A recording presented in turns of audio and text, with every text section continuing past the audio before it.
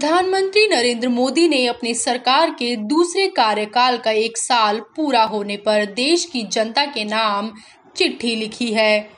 Corona संकट के दौर में पीएम मोदी ने देशवासियों की हिम्मत बढ़ाते हुए कहा है कि हमें ये हमेशा याद रखना है कि 130 करोड़ भारतीयों का वर्तमान और भविष्य कोई आपदा या कोई विपत्ति तय नहीं कर सकता है। पीएम मोदी ने अपनी चिट्ठी में सरकार के पिछले कार्यकाल की उपलब्धियों का जिक्र करते हुए बीते 1 साल में लिए गए फैसलों के बारे में बताया है। उन्होंने कहा कि बीते 1 वर्ष में कुछ महत्वपूर्ण निर्णय ज्यादा चर्चा में रहे और इस वजह से इन उपलब्धियों का स्मृति में रहना भी बहुत स्वाभाविक है। आइए सुनते हैं पीएम नरेंद्र मोदी का ऑडियो मैसेज। मेरे प्रिय स्नेहीजन, आज से 1 साल पहले भारतीय लोकतंत्र के इतिहास में एक नया स्वर्णिम अध्याय जुड़ा। देश में दशकों बाद पूर्ण बहुमत की किसी सरकार को लगातार दूसरी बार जनता ने जिम्मेदारी सौंपी थी। इस अध्याय को रचने में आपकी बहुत बड़ी भूमिका रही है। ऐसे में आज का यह दिन मेरे लिए अवसर है आपको नमन करने का, भारत और भारतीय लोकतंत्र के प्रति आपकी इस निष्ठा को प्रणाम करने का।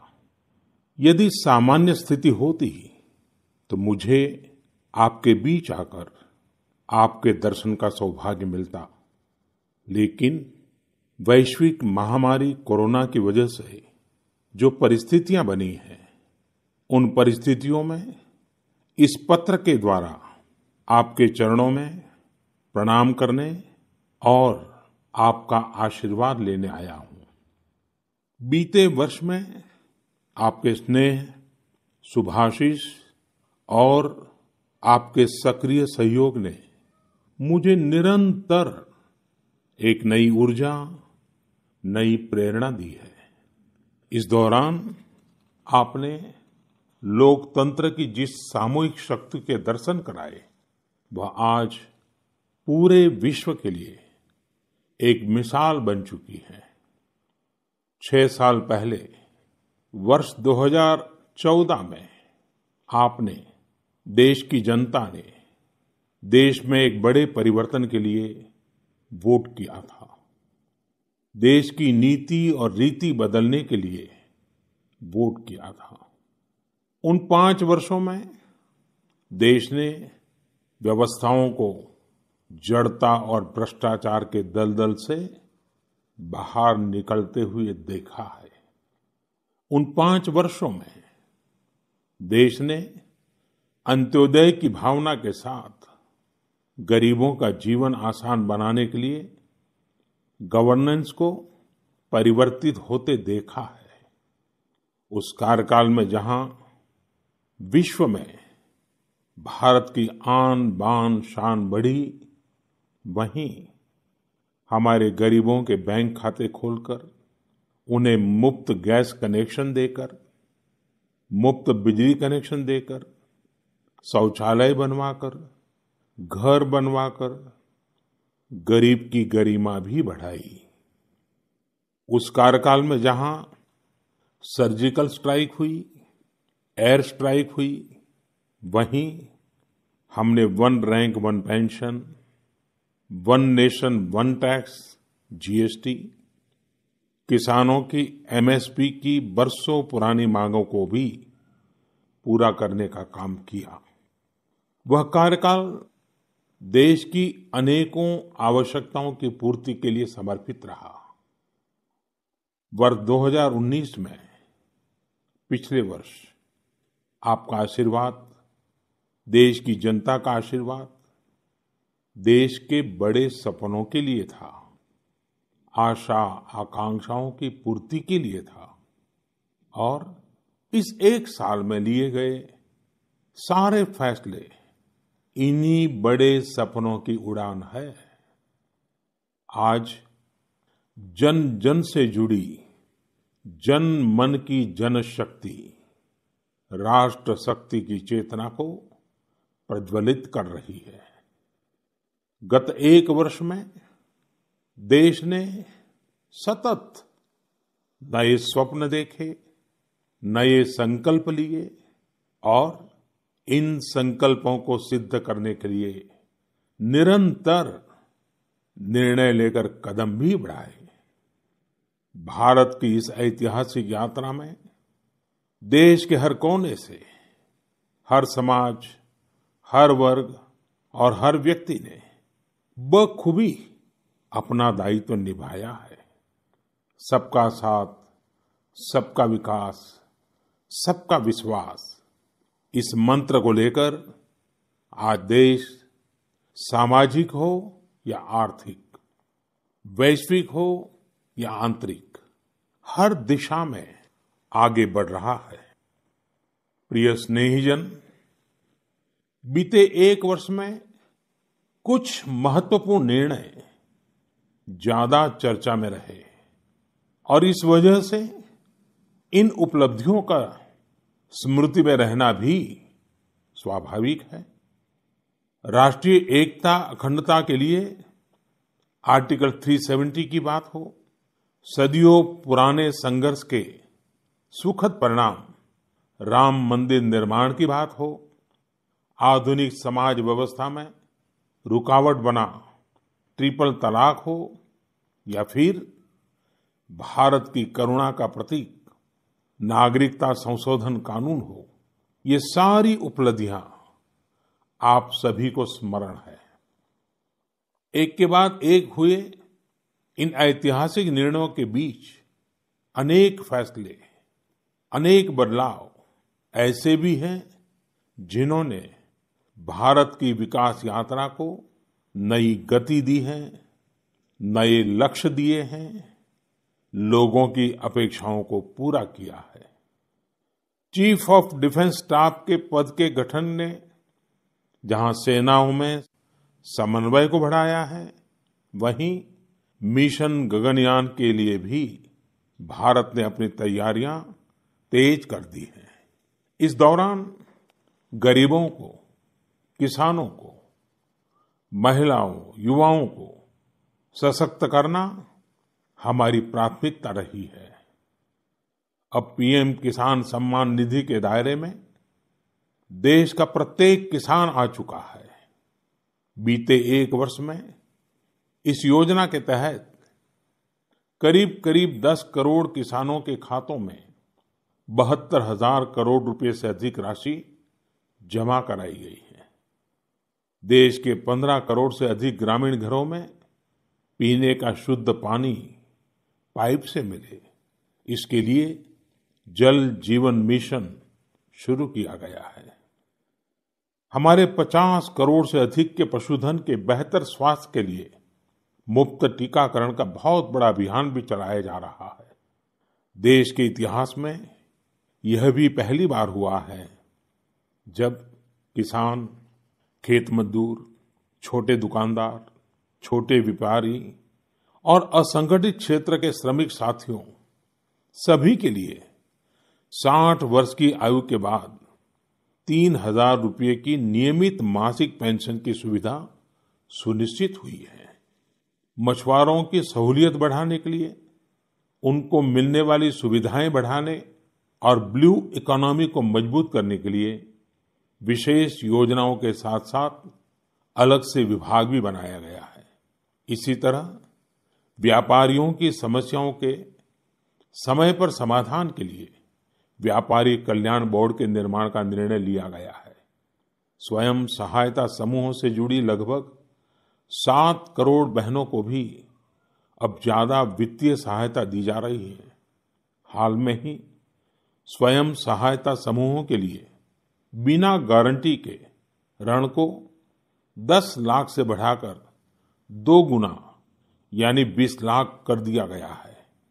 आदिवासी बच्चों की शिक्षा को ध्यान में रखते हुए देश में 450 से ज्यादा नए एकलव्य मॉडल रेसिडेंशियल स्कूलों के निर्माण का अभियान शुरू किया गया है। सामान्य जन के हित से जुड़े बेहतर कानून बने, इसके लिए भी बीते वर्ष में तेज गति से कार्य हुआ है। हमारी संसद ने अपने कामकाज से दशकों पुराना रिकॉर्ड तोड़ दिया है। इसी का परिणाम है कि चाहे कंज्यूमर प्रोटेक्शन एक्ट हो, चिट फंड कानून में संशोधन हो, दिव्यांगों, महिलाओं और बच्चों को अधिक सुरक्षा देने वाले कानून हो, ये सब तेजी से बन पाए हैं। सरकार की नीतियां और निर्णयों की वजह से शहरों और गांवों के बीच जो खाई है वो कम हो रही है। पहली बार ऐसा हुआ है जब गांव में इंटरनेट का इस्तेमाल करने वालों की संख्या शहर में इंटरनेट इस्तेमाल करने वालों से 10% ज्यादा हो गई है। देश हित में किए गए इस तरह के ऐतिहासिक कार्यों और निर्णयों की सूची बहुत लंबी है। इस पत्र में सभी को विस्तार से बता पाना संभव नहीं, लेकिन मैं इतना अवश्य कहूंगा कि एक साल के कार्यकाल के प्रत्येक दिन 24 घंटे पूरी सजगता से काम हुआ है, संवेदनशीलता से काम हुआ है, निर्णय लिए गए हैं।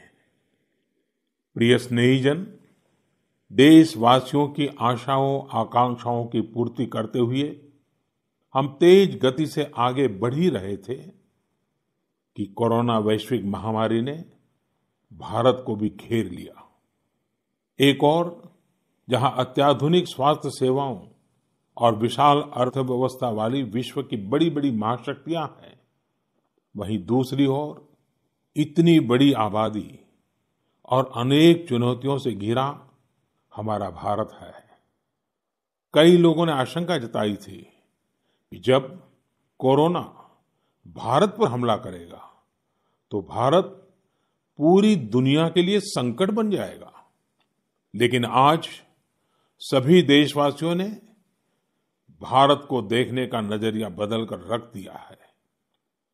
आपने ये सिद्ध करके दिखाया है कि विश्व के सामर्थ्यवान और संपन्न देशों की तुलना में भी भारतवासियों का सामूहिक सामर्थ्य और क्षमता अभूतपूर्व है। ताली थाली बजाने और दिया जलाने से लेकर भारत की सेनाओं द्वारा कोरोना वॉरियर्स का सम्मान हो, जनता कर्फ्यू या देशव्यापी लॉकडाउन के दौरान नियमों का निष्ठा से पालन हो, हर अवसर पर आपने ये दिखाया है कि एक भारत ही श्रेष्ठ भारत की गारंटी है। निश्चित तौर पर इतने बड़े संकट में कोई ये दावा नहीं कर सकता कि किसी को कोई तकलीफ और असुविधा न हुई हो। हमारे श्रमिक साथी, प्रवासी मजदूर भाई बहन, छोटे छोटे उद्योगों में काम करने वाले कारीगर, पटरी पर सामान बेचने वाले, रेहड़ी ठेला लगाने वाले, हमारे दुकानदार भाई बहन, लघु उद्यमी, ऐसे साथियों ने असीमित कष्ट सहा है। इनकी परेशानियां दूर करने के लिए सभी मिलकर प्रयास कर रहे हैं, लेकिन हमें ये भी ध्यान रखना है कि जीवन में हो रही असुविधा जीवन पर आफत में न बदल जाए। इसके लिए प्रत्येक भारतीय के लिए प्रत्येक दिशा निर्देश का पालन करना बहुत आवश्यक है।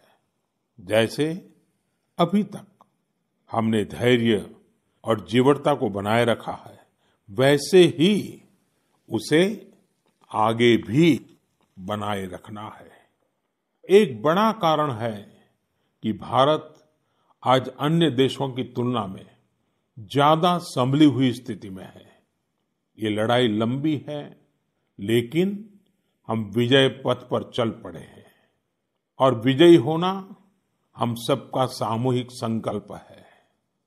अभी पश्चिम बंगाल और ओडिशा में आए अम्फान चक्रवात के दौरान जिस हौसले के साथ वहां के लोगों ने स्थितियों का मुकाबला किया, चक्रवात से होने वाले नुकसान को कम किया, वह भी हम सभी के लिए एक बड़ी प्रेरणा है।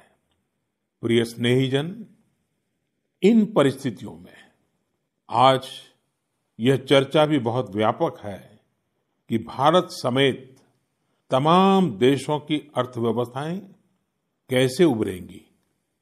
लेकिन दूसरी ओर ये विश्वास भी है कि जैसे भारत ने अपनी एकजुटता से कोरोना के खिलाफ लड़ाई में पूरी दुनिया को अचंभित किया है, वैसे ही आर्थिक क्षेत्र में भी हम नई मिसाल कायम करेंगे। 130 करोड़ भारतीय अपने सामर्थ्य से आर्थिक क्षेत्र में भी विश्व को चकित ही नहीं बल्कि प्रेरित भी कर सकते हैं। आज समय की मांग है कि हमें अपने पैरों पर खड़ा होना ही होगा, अपने बलबूते पर चलना ही होगा, और इसके लिए एक ही मार्ग है, आत्मनिर्भर भारत। अभी हाल में आत्मनिर्भर भारत अभियान के लिए दिया गया 20 लाख करोड़ रुपए का पैकेज इसी दिशा में उठाया गया एक बड़ा कदम है। यह अभियान हर एक देशवासी के लिए, हमारे किसान, हमारे श्रमिक, हमारे लघु उद्यमी, हमारे स्टार्टअप से जुड़े नौजवान, सभी के लिए नए अवसरों का दौर लेकर आएगा।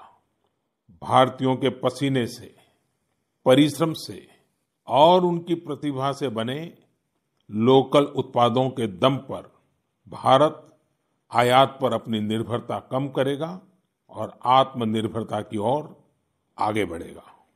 प्रिय स्नेहीजन, बीते 6 वर्षों की इस यात्रा में आपने निरंतर मुझ पर आशीर्वाद बनाए रखा है, अपना प्रेम बढ़ाया है। आपके आशीर्वाद की शक्ति से ही देश पिछले 1 साल में ऐतिहासिक निर्णयों और विकास की अभूतपूर्व गति के साथ आगे बढ़ा है।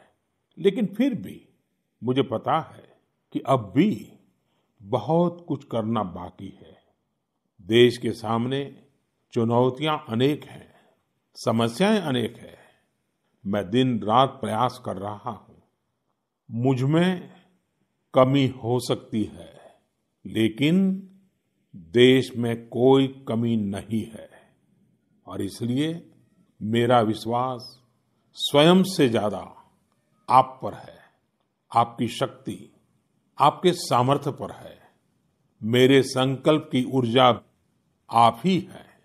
आपका समर्थन, आपका आशीर्वाद, आपका स्नेह ही है।